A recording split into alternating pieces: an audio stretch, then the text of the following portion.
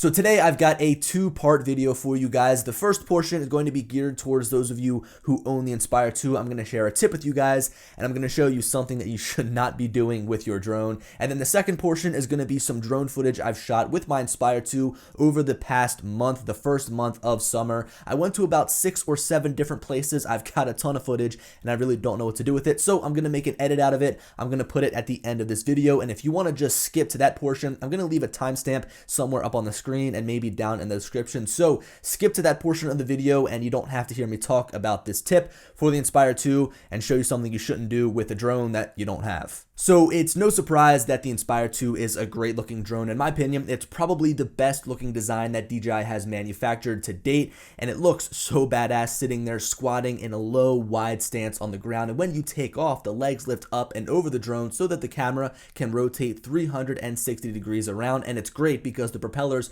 pretty much never get in the way of the camera. You're never going to see them in the top of your shot. Now, when the drone is landed and it's sitting on the ground, it sits above the surface with these 4 legs on the end of the arms of the drone, and inside of these arms are the antennas for the drone, and it pulls it away from the body so you're not going to experience as much interference as you would if the antenna was put like right in the middle of all the other components. And they're very strong, they're very rigid, especially when you land. You can tell that they sort of absorb the shock, and they've got these 2 different mounting points. So above all, they're very strong, they're very rigid, but the ones on the back have pretty much snapped clean off. In fact, they're just merely hanging on by a thread. Now, as I said, the antennas are inside of these legs, but you can see that there's a wire actually still attached from the leg, from the antenna going into the drone. So I don't believe that there's any sort of damage to those antennas. I think that it's just the plastic on the outside. I haven't noticed any sort of range issues or any sort of interference issues, so that's definitely a good thing, but these legs are pretty much broken. So how did something like this happen, you may be wondering? Well, me being the genius that I am, every single time I went to go and put the camera on my drone,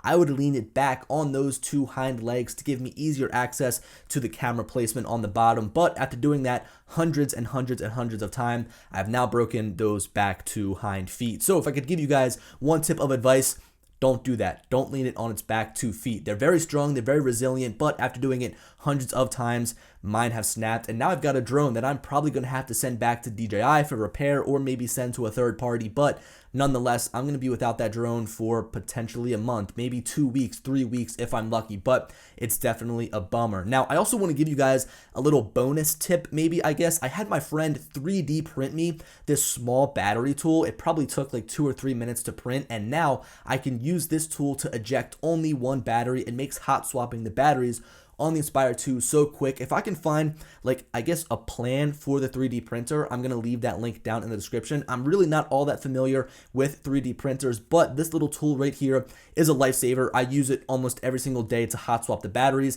and it gets me in the air so much faster. And what, it probably costs like a couple of cents to print if you already have a 3D printer, or if you even know a friend with a 3D printer. I love this thing. Anyway, guys, I'm going to stop rambling on. I've got a ton of great footage to share with you. Again, I went to like 6 or 7 different places. I shot a lot of great footage. I kind of sat on it for a little while, but I'm really happy to be sharing with you guys right now. So enjoy.